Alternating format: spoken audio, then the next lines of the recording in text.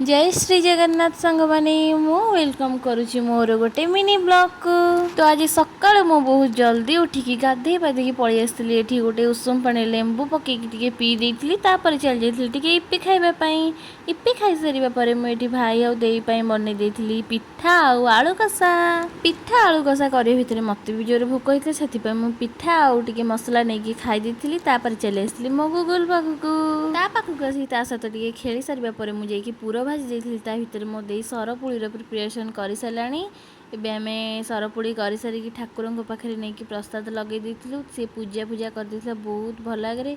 सरपुड़ीटा एते टेस्ट हेतिला घरे निश्चय थरे ट्राई करंतु। आर जति रेसिपी दरकार मते कमेंट रे जणेउ। और रेसिपी निश्चय आनिबी। सब काम सरिला परे बासन फासन माजी देइकी आमे दुई भणी चली जाइथिलु खाइबा पई। खाइ सारिबा परे किछि समय सोई पड़िथिलु। संध्या उठला परे भाई हम पई बरा चप ने आसले। खाइ देकी वीडियो टिके एठी एंड करूची। जदि मोर मिनी ब्लॉग टी भल लागिथियो भल सब्सक्राइब करिवे।